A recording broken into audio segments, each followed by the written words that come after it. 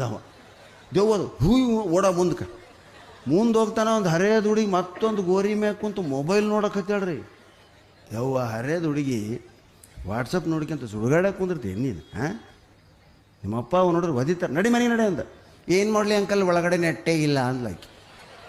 ಅದು ಅದಕ್ಕೆ ಮತ್ತೊಬ್ಬ ಎದುರೊಬ್ಬ ಬಂದನ್ರಿ.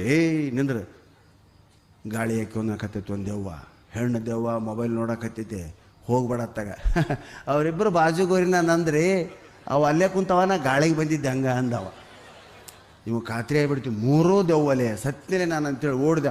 ಒಂದು ರೋಡ್ ಹೋಗಿತ್ತು, ಆ ರೋಡ್ ಮೇಲೊಂದು ಟಾಟಾ ಸುಮೋ ಹೊಂಟಿತ್ತು. ಕೇಳಲಿಲ್ಲ ಹೇಳಲ್ಲ, ಮೇಲೆ ಹೊಂಟಿತ್ತದು. ಡೋರ್ ತೆಗೆದು ಬಸಗ್ನ ಹತ್ತಿ ಕುಂತು ಡೋರ್ ಹಾಕಿ, ಶಿವನೇ ಕಾಪಾಡಿದೆಪ್ಪ ಯಪ್ಪ, ಥ್ಯಾಂಕ್ಸ್ ಅಲ್ಲೇ ಡ್ರೈವರ ಅಂತ ನೋಡ್ತಾನೆ. ಡ್ರೈವರ್ ಸೀಟ್ನಾಗ ಯಾರೂ ಇಲ್ಲ, ಗಾಡಿ ಹೊಂಟೈತೆ. ಅತ್ತಾಗಿತ್ತ ನೋಡ್ತಾನೆ, ಒಂದು ಸೀಟ್ನಾಗ ಒಬ್ಬರು ಇಲ್ಲಿ ಇಡೀ ಟಾಟಾ ಸುಮೋ ಖಾಲಿ ಐತೆ, ಹೊಂಟೈತೆ. ಓ ಶಿವನೇ, ಎರಡು ದೇವದಿಂದ ತಪ್ಪಿಸಿಕೊಂಡು ಇದರಾಗ ಕುಂತು ನಾನು ಸತ್ಯನಪ್ಪ ಅಂದು ಶಿವ ಶಿವ ಶಿವ ಶಿವ ಅಂದ್ಕೊಂತ ಹೋದ. ಅದು ಮೆಲ್ಲಕ್ಕೊಂದು 2 ಕಿಲೋಮೀಟ್ರ್ ಹೋಗಿಂದ ಕದ ತೆಗಿಯಕ್ಕೆ ಬರಲಿಲ್ಲ ರೀ. ಇವಾಗ ಪೆಟ್ರೋಲ್ ಬಂಕ್ ಮುಂದೆ ನಿಂತ್ಕೊಂಡಿತ್ತು. ಅದು ಜಾಡಿಸಿ ಕದಕ್ಕೆ ಒದ್ದುಬಿಟ್ಟ. ಕದ ಮುರ್ಕೊಂಡ ಬಿತ್ತದು. ಕೆಳಗಿಳಿದು ಬದುಕಿನ ನೆಲೆಯಪ್ಪ ಅಂತ ಓಡಿ ಹೋಗತ್ತಿದೆ. ಒಬ್ಬ ಬಂದು ಹೆಗಲ ಮೇಲೆ ಕೈ ಇಟ್ಟ. ನಿಂದ್ರಲ್ಲ, ಏನು ಹೊತ್ಸೊಳ ಮಗನ, ಡೋರ್ ಯಾಕೆ ಮುರಿದಿಲ್ಲ? ಯಾಕೆ ಮುರಿದೆ ಅಂತ ಹೇಳಲಿ, ಒಳಗೆ ದೆವ್ವ ಐತವ. 3 ಕಿಲೋಮೀಟ್ರ್ ಅಂತ ನಾನು ದೆವ್ವದ ಗಾಡಿ ಹಾಕಿ ಕುಂತು ಬಂದೀನಿ. ಬೆಟ್ ನೋಡ್ರಿ ಒಂದು ಹೇಟಮ್ಮ ಪಡ್ನತ್ ಹೊತ್ಸೊಳ ಮಗನ. ಗಾಡಿಯಾಗ ಡೀಸೆಲ್ ಆಗೈತೆ ಅಂತೇಳಿ ಹಿಂದಿನಿಂದ ದಬ್ಬಿಕೊಂಬರಕತ್ತೀನಿ ನಾನು. ನೀವು ಒಳಗೆ ಹತ್ತಿ ಕುಂತೆ ಅಲ್ಲೇ ಅದ್ರ.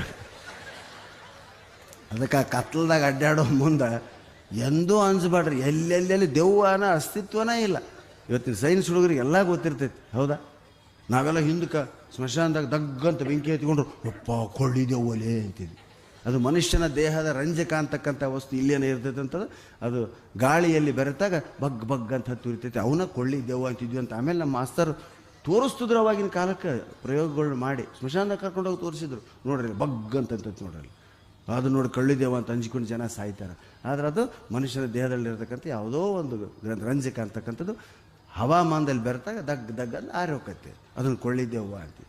ಹೀಗೆ ವೈಜ್ಞಾನಿಕವಾಗಿ ಧಾರ್ಮಿಕವಾಗಿ ಧೈರ್ಯವನ್ನು ತಂದುಕೊಂಡು ಜೀವನ ಮಾಡಬೇಕಾಗಲಿ ಆತ್ಮಹತ್ಯೆ ಮಾಡ್ಕೋಬಾರ್ದು ಅಂತಕ್ಕಂಥದ್ದು ಹೇಳೋದು ನನ್ನ ಉದ್ದೇಶ ಆಗಿತ್ತು. ಸ್ನೇಹಿತರೆ, ಬಸ್ಸಿನಾಗ ಅಲ್ಲೇ ಟಿಕೆಟಿಂದ ಹೇಳಿದ್ರೆ ಅವ ಪುಣ್ಯವಂತರು ನೀವು.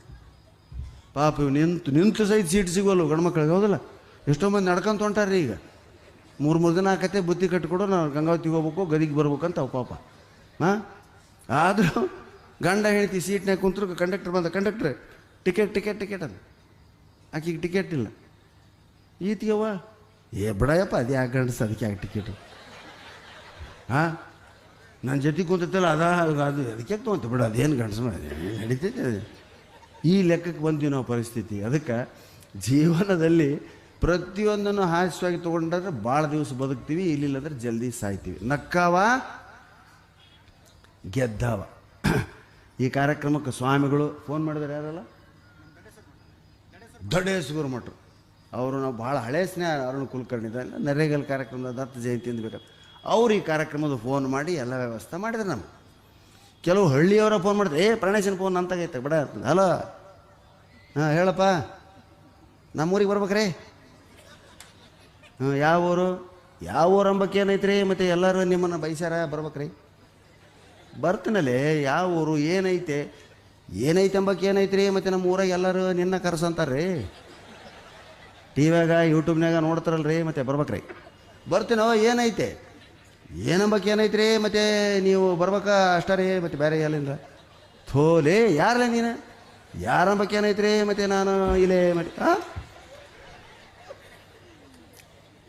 ಯಾವ ಊರು, ಏನು ಕಾರ್ಯಕ್ರಮ, ಎದುರು ಸಲ ನಾನು ಕರ್ಸಕತ್ತೀರಿ?